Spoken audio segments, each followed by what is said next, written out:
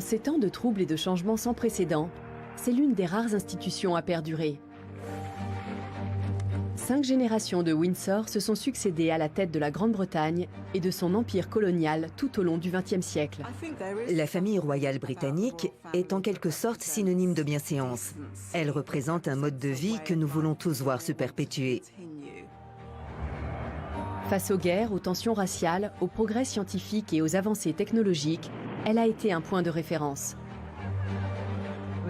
Malgré son grand prestige, la famille royale veut apparaître comme une famille de la classe moyenne à laquelle on peut s'identifier. Bien loin de rester en retrait, elle quitte de plus en plus souvent son sanctuaire de Buckingham pour aller à la rencontre de son peuple. La reine a dit elle-même « Je dois être vue pour être crue ». Lorsqu'Élisabeth II monte sur le trône, les déplacements de la famille royale sont déjà une tradition bien établie. Mais durant plus de 70 ans, cette dernière sillonnera le globe pour découvrir par elle-même des régions souvent méconnues. Et ce faisant, elle sera le témoin des métamorphoses du monde moderne. Voici la tournée royale des Windsor. Alors que le Royaume-Uni traverse les agitations de la première moitié du XXe siècle, la famille royale représente un havre de paix, une lueur d'espoir, dans un monde ravagé par les guerres, les crises économiques et les génocides. Quand elle voyage dans le Commonwealth ou ailleurs, elle soulève une dévotion généralement réservée aux stars de cinéma. Historiquement, la famille royale a toujours bénéficié d'un puissant facteur glamour. Et au début de son règne, la reine était une très belle femme et un personnage incroyablement glamour. Ce qui me paraît crucial, c'est de sortir et pas nécessairement de rencontrer les gens, mais au moins d'être vu par eux. De cette façon, l'idole est montrée au public. On assiste au sacrement. Tout le monde peut observer. Ça attise cette dévotion religieuse. Dans les années 60, nombre de personnes voient dans la famille royale et son inébranlable respect des traditions le stimulant dont le monde occidental a besoin pour résister aux profonds changements de société. Inspirée par la musique d'Elvis et des Beatles, la nouvelle génération s'exprime avec une liberté que ses parents et grands-parents n'auraient jamais osé montrer. La guerre du Vietnam continue de diviser l'opinion publique plus que tout autre conflit. Les manifestations contre l'implication des États-Unis sont aussi bruyantes que violentes. Pendant ce temps, sur un autre continent, une guerre tout aussi meurtrière fait beaucoup moins parler d'elle. Entre autres caractéristiques singulières, l'Éthiopie est à cette époque, comme aujourd'hui, le pays le plus peuplé de la planète qui n'a aucun débouché sur la mer. En 1961, l'empereur Haïlé Sélassié Ier dissout l'État fédéral voisin de l'Érythrée. Le pays côtier devient alors une simple province de l'Éthiopie. Quand la reine et le duc d'Édimbourg entament leur visite d'une semaine début 1965, le conflit n'en est encore qu'à ses prémices. Historic in many ways, the Queen's visit to Ethiopia, the first British monarch ever to go there. Ce séjour de la reine en Éthiopie en 65 montrait aussi que les choses auraient pu moins bien se passer. À cette période, la France est en train de se séparer de son empire colonial en Afrique de façon assez tragique. L'Éthiopie était un pays indépendant, bien sûr. Cette rencontre entre Haïlé Sélassié et la reine, cette réunion de deux cultures anciennes, avait quelque chose de magique. C'était un très beau symbole. L'empereur Sélassié a été l'un des premiers à se rendre en Grande-Bretagne.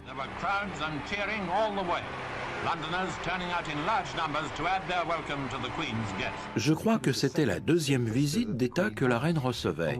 À cette occasion, elle l'a fait chevalier de la Jarretière et en 65, elle est allée là-bas. L'Éthiopie n'a jamais fait partie du Commonwealth, mais cela n'empêche pas ses habitants d'accueillir en masse les dignitaires étrangers. Élisabeth II et Philippe progressent lentement dans un carrosse d'État tiré par 6 chevaux blancs et placé sous l'escorte d'une centaine de cavaliers de la garde impériale. Chacun d'entre eux porte un casque imposant orné d'une crinière de lion. D'une certaine façon, cette visite était placée sous le signe du lion. Haïlé Sélassié a accueilli le couple royal avec ce merveilleux casque surmonté d'une crinière de lion. Il y avait ses lions domestiques qui attendaient dans le palais. During her 8-day stay, she doesn't get close enough to pet the palace lions, who are closely guarded. Il n'y avait aucun doute qu'elle était reçue par le lion de Juda. Pourtant, celui-ci a été relégué au second rang, en particulier au cours des préparatifs de cette visite tant attendue. En hommage à la souveraine britannique, un quotidien de la capitale dédie pour la première fois l'une de ses pages aux femmes. Dès le milieu des années 60, la reine devient une figure médiatique internationale. Ce n'est pas une inconnue pour les Éthiopiens. À partir de ce moment-là, son statut de reine est reconnu dans le monde entier. En 1965, c'est encore une jeune femme et un chef d'État beaucoup plus glamour que bien d'autres. Donc, elle a naturellement rencontré un grand succès. Mais cette diplomatie, qui semble spontanée, est en fait le résultat d'une planification méticuleuse menée durant des mois par une armée de conseillers travaillant en coulisses. Une tournée royale se prépare comme une campagne militaire. Chaque détail est discuté. Différentes instances doivent d'abord se réunir pour aborder aussi bien les questions générales que particulières. Vous avez la Maison royale, le gouvernement, les responsables de la sécurité, l'ambassade du pays et éventuellement quelques organisations humanitaires. For several months, both Victorian and federal police have been involved in massive security arrangements leading up to the Queen's visit. Ils partent en reconnaissance pour savoir exactement dans quel sens s'ouvre une porte, où doit se trouver la passerelle, qui sera dans le rang et à quel endroit, etc. Rien n'est laissé au hasard. Et l'une des choses que j'ai apprises en suivant quelques tournées royales, c'est de ne jamais s'appuyer sur quoi que ce soit parce qu'invariablement, les murs viennent d'être peints en blanc et on s'attire de gros problèmes. En fonction du membre de la famille royale qui effectue le déplacement, le cortège peut comprendre des secrétaires privés, des attachés de presse, un styliste, des coiffeurs et un directeur des opérations qui fait en sorte que la visite se déroule sans incident. Et à un niveau plus pratique, il faut aussi concevoir la garde-robe de la reine, par exemple. The Queen Mother, accompanied by Princess Margaret, talking with Britain's top fashion designers, including royal dressmaker Norman Hartnell. Il y a tellement de choses auxquelles il faut penser. Ils doivent avoir un certain nombre de tenues, ne jamais porter la même chose, à moins que ce soit pour créer un effet particulier. Très souvent, la reine ou l'une des princesses voudra rendre hommage au pays qui l'accueille. On verra Elisabeth porter une broche en forme de feuille d'érable au Canada, la princesse Diana habillée avec le rose de la fleur de cerisier au Japon. Il faut choisir des couleurs, se faire remarquer, prendre des couleurs appropriées au pays en question. La reine porte toujours des couleurs très voyantes pour qu'on puisse la voir dans la foule. À mon avis, la reine est parfaitement consciente que les gens veulent voir une véritable reine. Ils veulent du faste.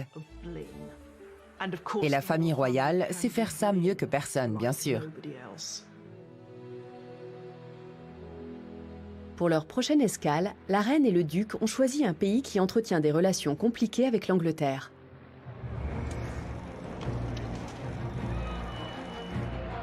« 20 ans après la défaite de l'Allemagne, les blessures de la Seconde Guerre mondiale sont encore loin d'être refermées. Au cours de ces 6 années, la famille royale a grandement contribué à relever le moral des Britanniques.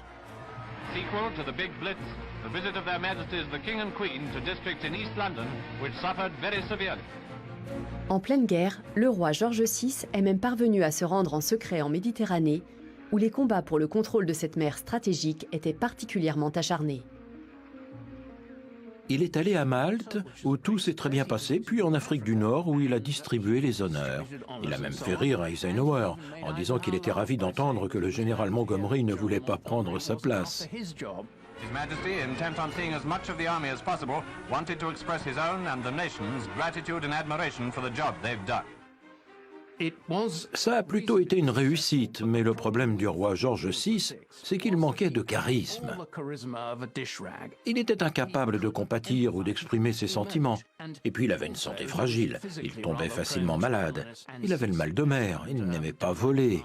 Ce n'était pas la figure héroïque que Churchill l'avait été pendant la guerre.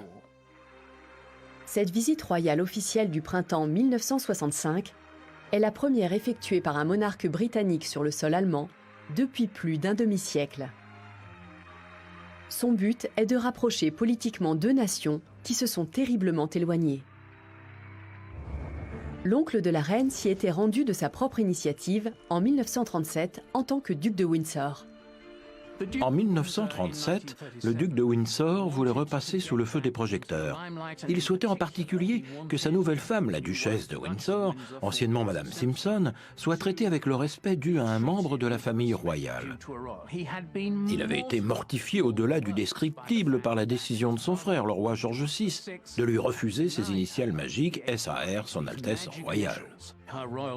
En se rendant en Allemagne, il savait qu'elle serait traitée comme une reine. Il attirait de nouveau l'attention sur lui et il n'avait aucune objection à faire à Hitler. Cette visite est sans précédent dans l'histoire de la monarchie britannique. Aucun souverain ayant abdiqué n'avait jamais agi au nom du roi actuel. Son frère avait pensé qu'il s'exilerait en France pour y mener une vie sans histoire, mais ses espoirs allaient être déçus. Il a eu une entrevue avec Hitler qui s'est relativement bien passée. Il a fait le salut hitlérien, il a fait claquer ses talons, ce que les nazis considéraient comme démodé. C'était une chose qui se faisait plutôt à l'époque du Kaiser. Il a vraiment eu l'impression de retrouver sa place sur la scène internationale. C'était un retour à l'époque où il était le prince impérial qui voyageait partout et qui était honoré par tout le monde.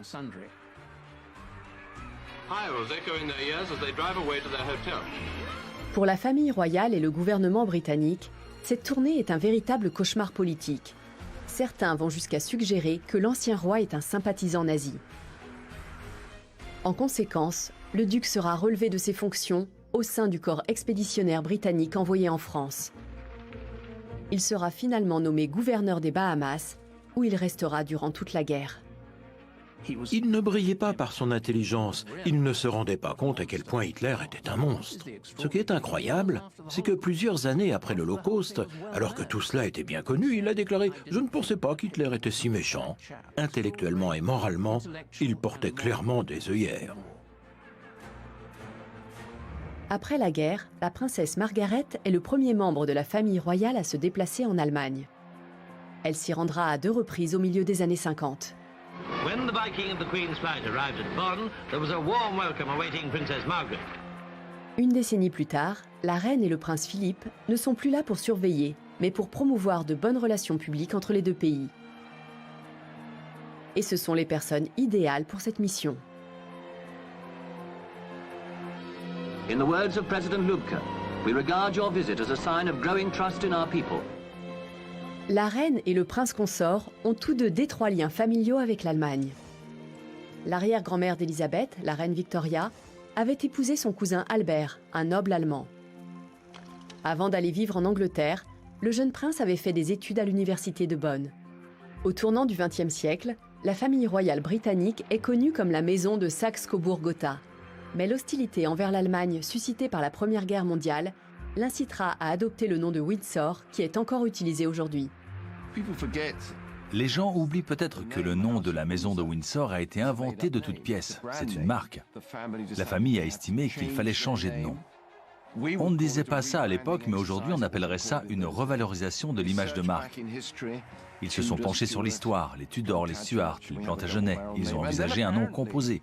Et puis, à ce qu'on raconte, le secrétaire privé a regardé par la fenêtre, a vu la tour ronde du château de Windsor et il a dit « Pourquoi pas Windsor ?» Ce n'est pas un nom de famille, c'est le nom d'une ville. Pour le prince Philippe, les liens sont plus forts. En tant que descendant de la maison de Glücksbourg, sa famille est encore plus proche de la noblesse allemande. Quand il a épousé la princesse Élisabeth en 1947, aucune de ses sœurs n'a pu assister à la cérémonie parce qu'elles avaient toutes été mariées à des princes allemands et ils avaient été du côté des nazis pendant la guerre. Mais le couple royal est là pour regarder vers l'avenir et non vers le passé. Cette visite en Allemagne de l'Ouest était une façon pour la reine de montrer au monde entier, au peuple britannique et à l'Occident en général, que la République fédérale d'Allemagne faisait partie de l'Alliance occidentale, que la guerre était complètement oubliée et que cette nouvelle Allemagne était un État démocratique et humain. À cette époque, l'Allemagne était évidemment impatiente d'être de nouveau acceptée dans le concert des nations européennes. La venue de la reine a en quelque sorte accéléré le processus. How much has been done in the last 20 years, and nowhere more than in Berlin, to renew and repair the contacts between our peoples that go so far back into the past. I believe they are now very strong. En Allemagne, les Windsor exercent une fascination qui n'est pas uniquement due au statut de république du pays. Les Allemands sont tombés sous le charme de la famille royale britannique, de sa grandeur. C'est intéressant parce qu'en 1965, ici en Angleterre, la presse et les citoyens britanniques commençaient presque à penser que les temps avaient changé et que la monarchie n'était plus en phase avec l'époque, qu'elle était un peu dépassée. Mais en Allemagne, ils adoraient ça. To have met royalty in the person of such a queen amid such scenes of splendor must now be among their treasured memories. And for the Queen herself, what more exciting memory than the great firework display a few days earlier, the night the Rhine caught fire.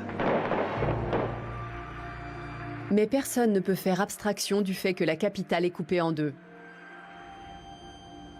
À la fin de la Seconde Guerre mondiale, l'Allemagne a été divisée en 4 zones administrées par les principales puissances alliées. Les États-Unis, le Royaume-Uni, la France et l'Union soviétique.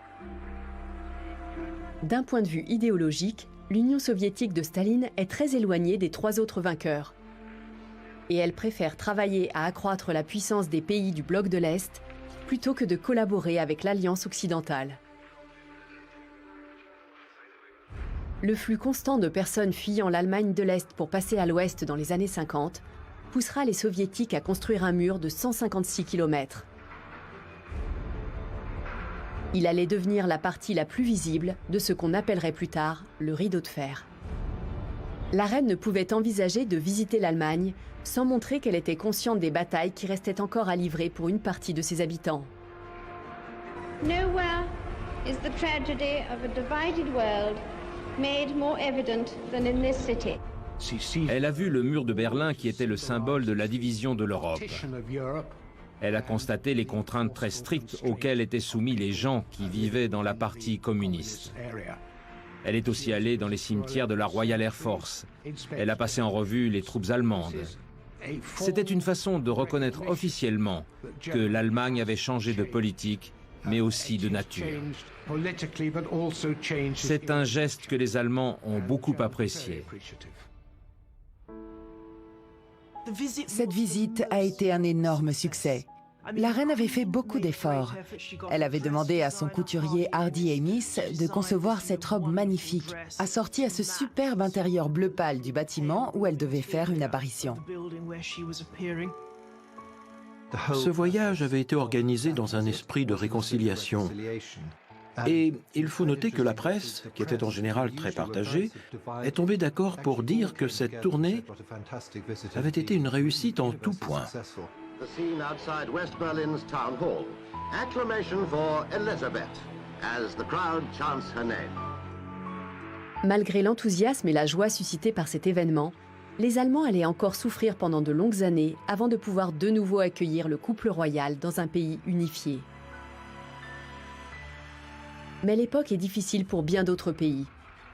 Au cours de la guerre des 6 jours, Israël affronte l'Égypte, la Syrie et la Jordanie. Les armées arabes ayant été prises au dépourvu, Israël parvient à occuper la Cisjordanie, la bande de Gaza, le Sinaï et le plateau du Golan. Le Ghana et la Grèce sont frappés par des coups d'État militaires. Au Cambodge, les Khmers rouges se lancent dans de violents combats pour contrôler le pays. Et 3 astronautes américains meurent au cours d'une répétition de lancement dans l'incendie du vaisseau d'Apollo 1. Mais il y a aussi des raisons de se réjouir. Le chirurgien sud-africain Christiaan Barnard réalise la première transplantation cardiaque, tandis que le monde entier a les yeux tournés vers le Canada, où se tient l'exposition universelle en 1967. 62 nations paid tribute to Canada's 100th birthday as Expo 67 opens in Montreal. They've all participated in this giant and ambitious project. Après avoir fait voyage à bord du yacht Royal Britannia, la reine et le duc découvrent quelques-uns des 90 pavillons construits à Montréal autour du thème « Terre des hommes ». Cette exposition est aujourd'hui considérée comme la plus réussie du XXe siècle.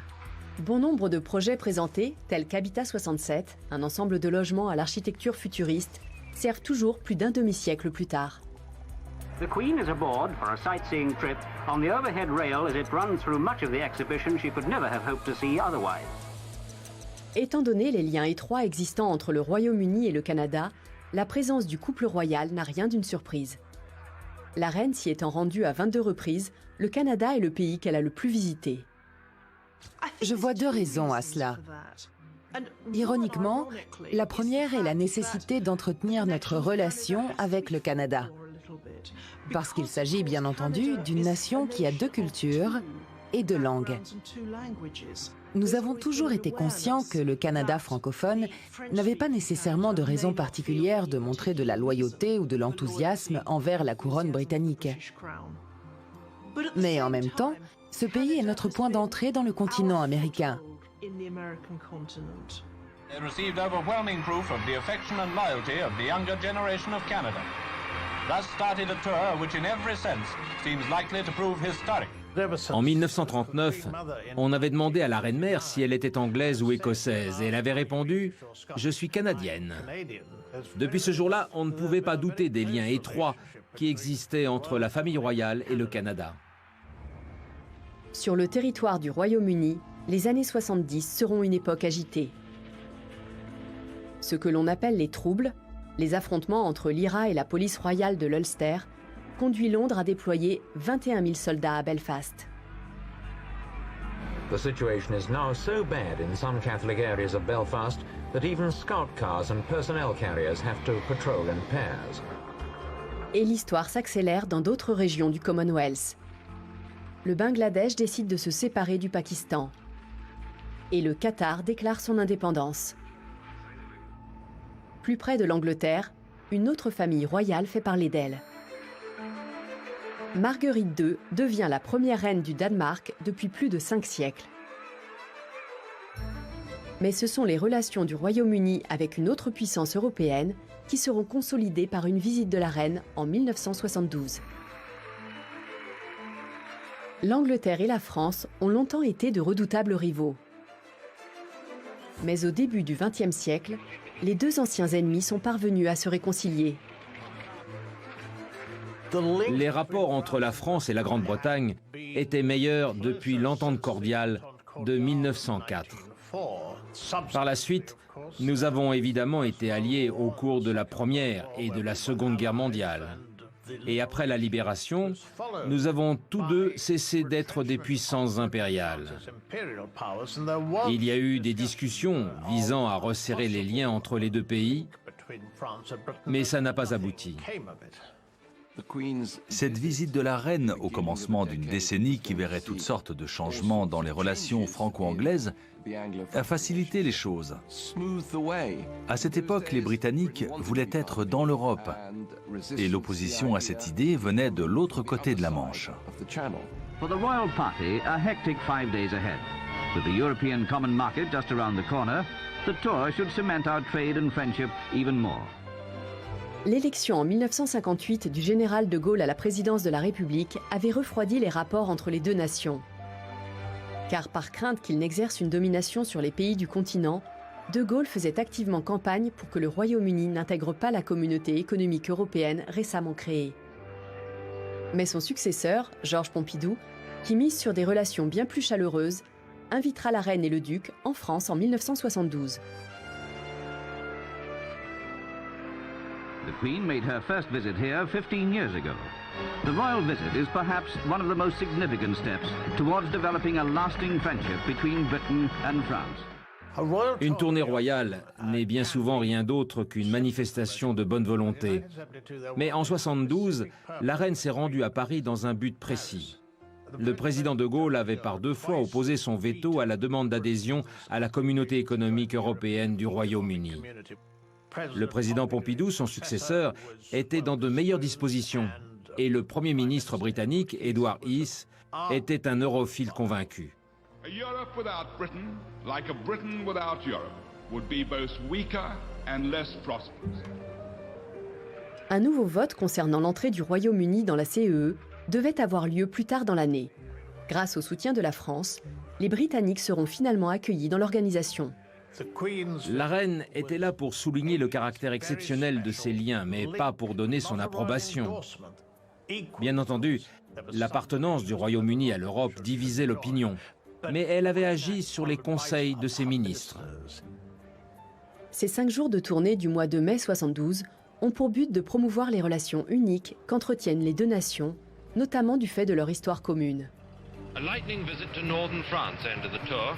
Her main engagement was at the Commonwealth War Cemetery on the outskirts of the town.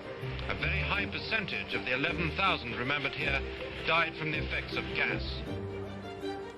La visite royale éveille l'intérêt des Français. Les meilleurs postes d'observation sont pris d'assaut par la foule. Je pense qu'on peut affirmer que les Français, comme la plupart des autres peuples d'ailleurs, ont beaucoup d'affection pour la reine. Et ce n'est pas qu'une question de longévité. Ils respectent aussi la dignité et le dévouement dont elle a fait preuve. Les hommes politiques ne sont pas toujours du même avis, mais en tant que chef d'État, la reine est au-dessus du jeu des partis et c'est un élément absolument essentiel du rôle de la monarchie. Le couple royal et ses hôtes partagent des moments de détente et de convivialité, même s'ils ne semblent pas avoir les mêmes goûts. Il est toujours intéressant de voir les cadeaux que se font les chefs d'État. Le président Pompidou a offert au prince Philippe un gigantesque seau à vin en forme de sauterelle. On ne voit pas comment quelqu'un pourrait apprécier esthétiquement une chose aussi énorme et aussi laide. Paris, that city of enchantment, switches on and prepares to entertain her royal guests. Les Français viseront beaucoup plus juste avec le spectacle des talentueux élèves de l'école de cavalerie qui fera la joie de leurs invités, grands amateurs de chevaux.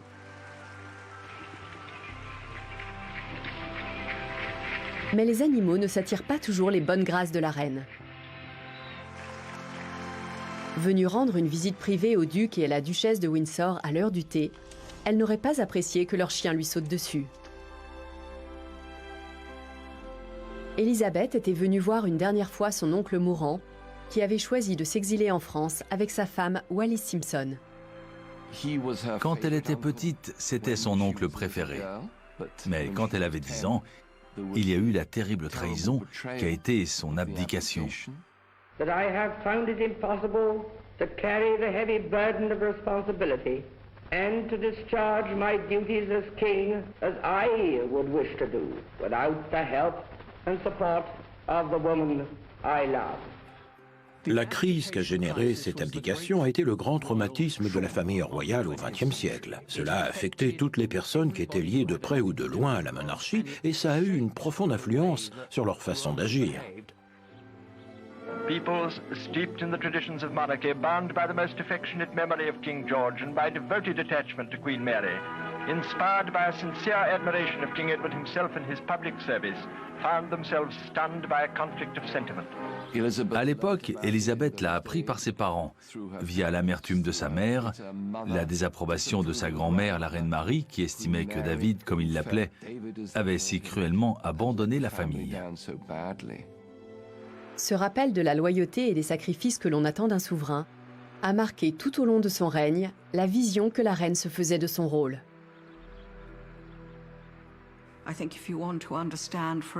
Si vous voulez comprendre le début du règne d'Élisabeth, par exemple, le fait qu'elle ait mis ses enfants de côté durant de longues périodes, ça vient de là.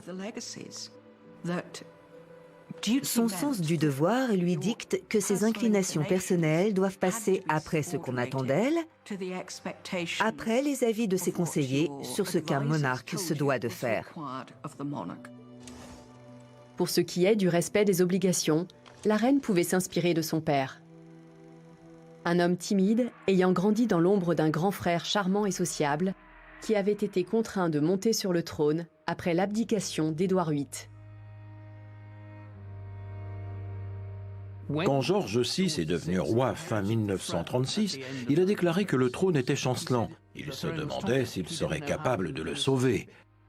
Et pourtant, il y est parvenu, en respectant les coutumes, en suivant les traces de son père, en adhérant strictement au protocole, à la préséance et à toutes les traditions qu'il incarnait. On n'insistera jamais assez sur les effets de cette crise consécutive à l'abdication. Depuis le jour où ça s'est produit, c'est un spectre qui a hanté et qui hante, probablement encore, la monarchie britannique. The Duke settled in Paris, and only a few days before his death, members of the royal family visited him at his home in the Bois de Boulogne.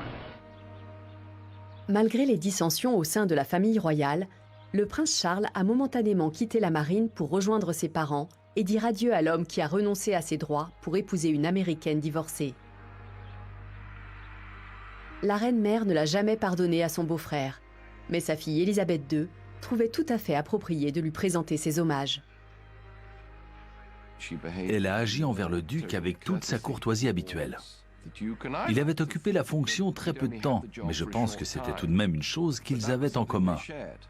Donc, malgré tout le ressentiment de la famille, il y avait ce lien entre eux. Le duc s'éteint 10 jours après la visite de la reine. Cette ultime réconciliation encouragera les membres les plus âgés de la famille royale à assister aux funérailles. La fin de la tournée sera marquée par un incident comique. Un admirateur français parviendra à escalader l'ancre du yacht royal Britannia. The police, red-faced over the failure of their security net, hauled him away. The Queen didn't see the incident. A few minutes later, she and Prince Philip came on deck to wave goodbye to France. Il s'agit de l'un des plus graves manquements à l'étiquette que la reine ait jamais subi. Mais au cours de ses voyages à l'étranger, elle a souvent été confrontée à des personnes ne connaissant pas le protocole envers un membre de la famille royale. Les médias ont inventé le mot de protocole sans savoir exactement ce que ça signifie. C'est essentiellement une question de bon sens et de convenance. Quand on s'adresse à la reine pour la première fois, on l'appelle Votre Majesté. Ensuite, c'est Madame. Les hommes ne doivent pas faire la révérence. Et quand on la fait, il ne faut pas plier la taille, comme on le voit parfois. On doit juste incliner la tête. Si ça vous gêne, vous n'y êtes pas obligé. Les femmes ne doivent pas faire la révérence si ça leur pose un problème. On ne va pas les enfermer dans la tour de Londres ou leur couper la tête. Chacun fait comme il veut.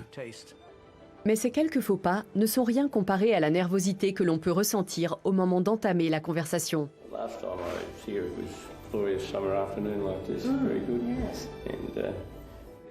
Là aussi, les gens se trompent. On ne peut pas adresser la parole à la reine le premier. C'est elle qui viendra vers vous et vous posera une question. À partir de là, vous pourrez discuter avec elle. Certains restent muets devant elle.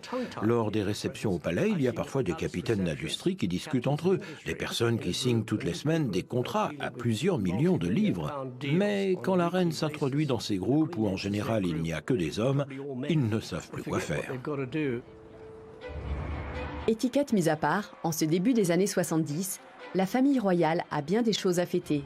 I must confess, my Lord Mayor, that it came as a bit of a surprise to realize that we had been married 25 years. La reine et le prince Philippe célèbrent leurs 25 ans de mariage. Un an plus tard, ils assistent aux noces de la princesse Anne et du capitaine Mark Phillips, une union qui durera près de 20 ans. Élisabeth II se rendra également à Sydney pour l'inauguration tant attendue de l'opéra. Un bâtiment emblématique dont la construction aura duré 14 ans et coûté 102 millions de dollars australiens, soit 15 fois plus que le budget initialement prévu. C'est une tournée qui n'avait qu'une seule escale. La reine devait être présente, mais elle n'est restée que 3 jours et demi. On ne l'avait jamais vue faire un voyage aussi court. Elle a atterri, elle a fait une seule chose et elle est repartie. Depuis, ça s'est reproduit quelques fois, mais à l'époque, c'était la première fois qu'elle faisait ça. Politiquement, les années 70 sont au Royaume-Uni une décennie d'instabilité. Aucun parti ne disposant de la majorité au Parlement, des élections générales sont organisées. Elles conduisent à l'instauration du gouvernement travailliste d'Harold Wilson, qui succède à Edward Heath. Environ à la même époque, l'Australie connaît elle aussi des agitations. Le pays fait face à une crise constitutionnelle dans laquelle la reine sera impliquée. Le Premier ministre Gough Whitlam, ne parvenant pas à faire voter son budget au Sénat, le gouverneur général le démet de ses fonctions pour le remplacer par le chef de l'opposition, Malcolm Fraser. Well, may we say, God save the Queen. Because nothing will save the Governor-General. La reine a déclaré qu'elle n'était pas au courant. De nombreuses archives indiquent qu'elle ne l'a appris que le lendemain matin, mais on a eu quand même l'impression qu'elle savait. On a eu le sentiment que ce monarque constitutionnel, si éloigné des côtes australiennes, s'immisçait dans notre vie politique. Ce contrôle exercé par un représentant de la monarchie sur le Parlement australien contribuera à faire progresser le mouvement républicain. Mais malgré ses nombreux partisans dans le pays, le changement de régime n'aura jamais lieu. Ironiquement, quand Elizabeth II arrive à Hong Kong en 1975, rien ne laisse penser que ses habitants souhaitent s'émanciper de la domination britannique.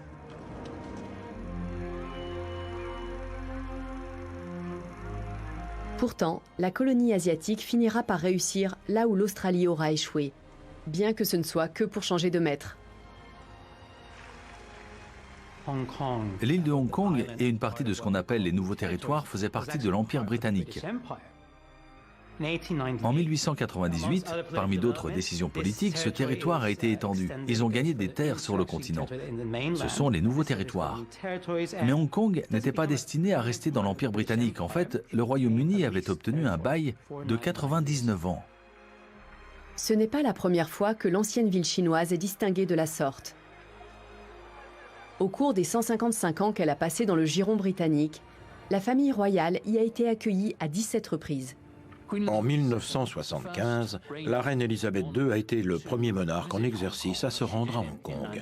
Il faut savoir que Hong Kong avait un statut bizarre. C'était un lieu qui avait été cédé pour une durée précise, mais cela convenait à tout le monde. Cela convenait aux Chinois parce que ça leur apportait beaucoup d'argent, et les Britanniques étaient contents parce que c'était un vestige de l'Empire. C'est un endroit qui était resté dans le passé. Il n'y avait pas de démocratie. Des timbres et des pièces commémoratifs ont été fabriqués pour célébrer l'événement. Les menaces de manifestation de la Ligue marxiste révolutionnaire ne seront pas mises à exécution, les habitants ayant fêté en masse la venue de la reine. Les actes officiels sont ponctués de spectacles colorés, mettant à l'honneur l'héritage culturel de la Chine. Mais c'est sans aucun doute la première édition de la Queen Elizabeth II Cup qui s'attirera le plus les faveurs royales. Les invités d'honneur assistent aux côtés des 40 000 spectateurs présents à l'hippodrome de Happy Valley à la victoire de Nazacat. Cette tournée, qui sera considérée comme un immense succès, a permis à la reine de rassurer les habitants de Hong Kong malgré l'ombre qui plane sur eux. On dit que Mao Tse-tung n'aurait eu besoin que d'un appel téléphonique pour prendre Hong Kong. Mais il ne l'a pas fait, et il n'a pas incité son peuple à résister aux Britanniques. Le statu quo faisait les affaires de tout le monde. Donc elle s'est contentée de déployer le drapeau et de promouvoir la continuité. Son rôle se limitait à ça. Mais c'était une chose très importante en soi, parce que quand le bail est arrivé à son terme en 1997, tout le monde avait intérêt à laisser cette incroyable prospérité tirer toute la Chine vers le haut d'un point de vue économique.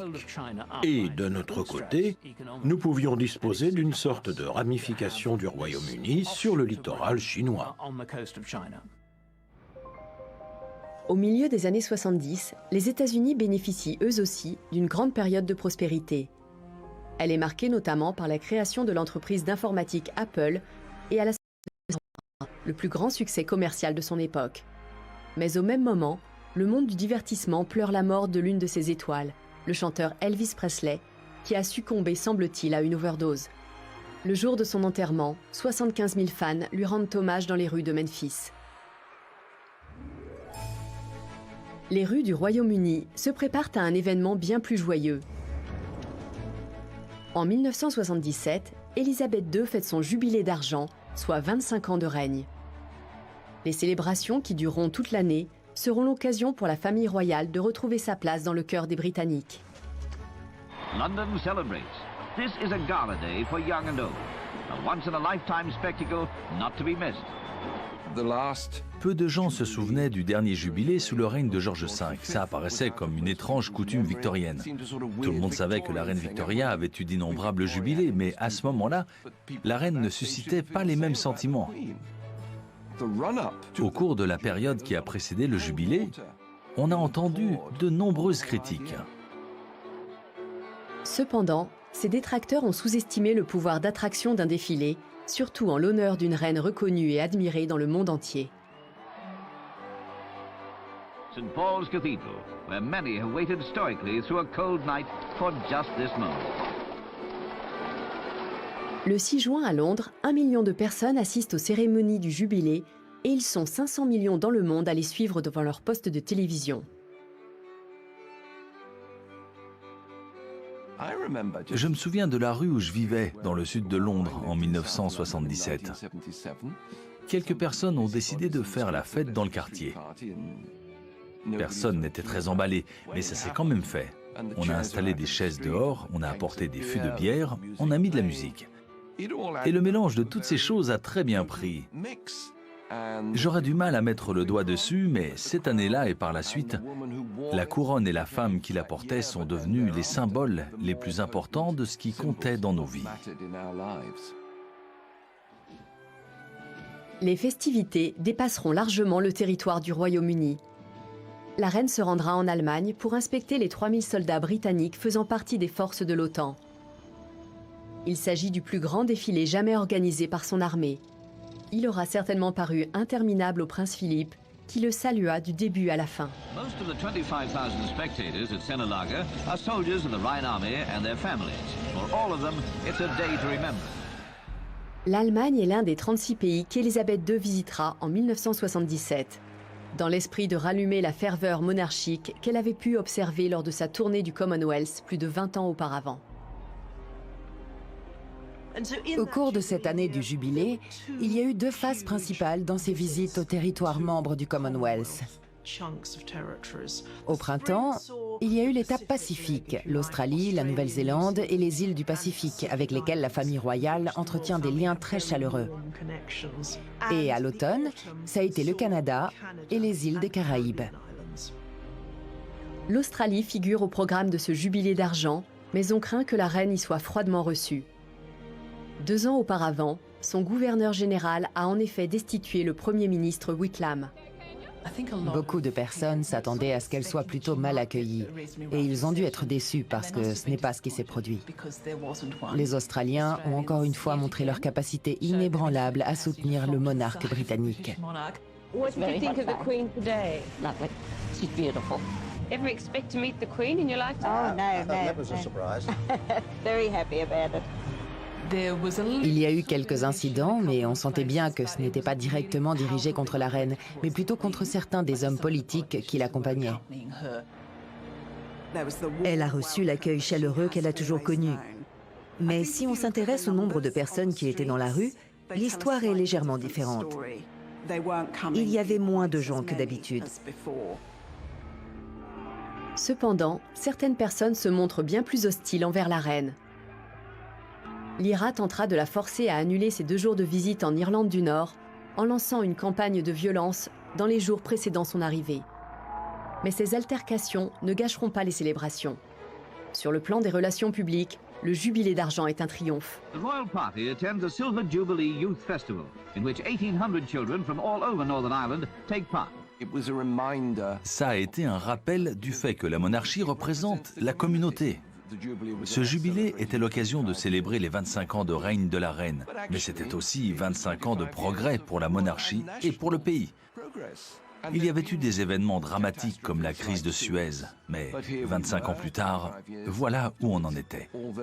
Tous ces pays aux 4 coins du monde, comme l'Australie ou la Nouvelle-Zélande, auraient pu se sentir désabusés, mais ils étaient encore avec nous.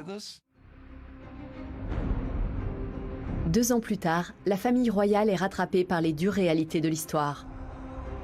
L'IRA assassine le cousin de la reine, Lord Mountbatten, et son petit-fils de 14 ans, alors qu'ils se trouvent sur un bateau en Irlande du Nord. Les Windsor sont dévastés par la perte d'un homme dont ils étaient très proches. L'ancien mentor du prince Charles avait occupé de hautes fonctions. Il aura notamment été le dernier vice-roi des Indes. En plein cœur de la crise irlandaise, Margaret Thatcher devient la première femme Premier ministre du Royaume-Uni. Sa façon intransigeante de faire de la politique lui vaudra le surnom de Dame de Fer. Because their expenditure is profligate and they have little consideration for the pockets of their constituents. Beaucoup de gens vous diront que la reine et Margaret Thatcher ne s'entendaient pas bien. Je pense que c'est faux. D'abord parce que la reine comprenait parfaitement qu'elle devait travailler avec le représentant que le peuple s'était choisi lors des élections. James Callaghan, le Premier ministre travailliste qui a précédé Margaret Thatcher, disait que la reine ne ferait pas nécessairement son amitié, mais accordait de la bienveillance. Elle apportait tout son soutien au Premier ministre. I, Ronald Reagan, do solemnly swear that I will faithfully execute the office of President of the United States. Tandis que les États-Unis célèbrent l'arrivée au pouvoir de l'acteur Ronald Reagan, le monde de la musique perd une autre de ses stars. John Lennon est assassiné devant son immeuble à New York. Singulièrement, c'est par respect pour la religion chrétienne majoritaire dans le monde que la reine abandonnera son type de tenue habituel lors des visites d'État.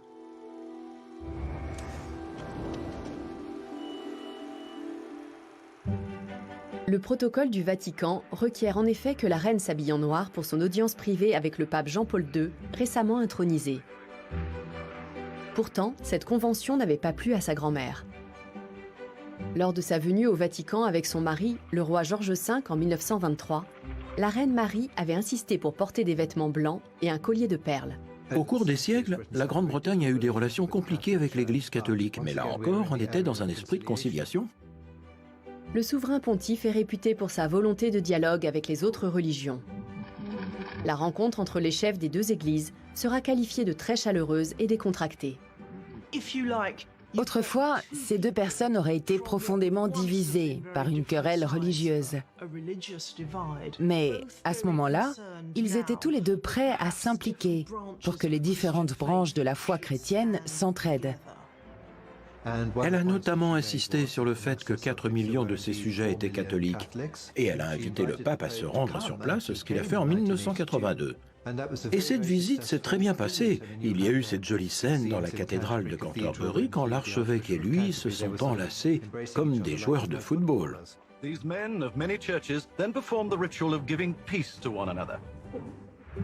Mais au moment où la reine visite l'Italie, le pays est en proie à la plus grande instabilité politique. Au cours des 35 années qui ont suivi la fin de la Seconde Guerre mondiale, elle a connu 39 gouvernements et s'apprête une nouvelle fois à changer de président du Conseil. C'est finalement le président de la République, Alessandro Pertini, 84 ans, qui accueille Élisabeth II au palais du Quirinal à Rome durant les 4 jours de son voyage. His task was to walk the Queen towards the splendors of this most ornate of palaces. But he covered most of the very long red carpet before he realized he was on the wrong side of the Queen. So with some agility, he changed places. Mais le nombre de spectateurs dans les rues n'est pas à la hauteur de l'engouement des médias. L'Italie traverse alors une crise économique et industrielle. Le contraste avec la précédente tournée royale, 19 ans auparavant, est saisissant. Une foule en liesse accompagnait la reine et le prince Philippe à Venise, comme dans tous les autres lieux touristiques qu'ils parcouraient. À cette époque, les visites d'Élisabeth II semblaient être considérées comme un plaisir simple et elles provoquaient une euphorie palpable. Mais au fil du temps, l'intérêt public a commencé à faiblir. Malgré le regain de considération qu'elle a connu durant le Jubilé d'argent, à partir de la fin des années 70, la famille royale britannique fascine moins en dehors du Royaume-Uni. Tout au long de son règne, la monarchie a traversé des hauts et des bas spectaculaires en matière de popularité. Elle a été accueillie avec beaucoup d'enthousiasme chez elle et à l'étranger, car c'était une jeune femme très glamour. Mais au cours des années 60, 70, 80, ça a un peu commencé à s'atténuer. Dans un monde qui se modernise à toute vitesse, la monarchie paraît de plus en plus désuète et empêtrée dans des traditions dont on ne voit plus la nécessité.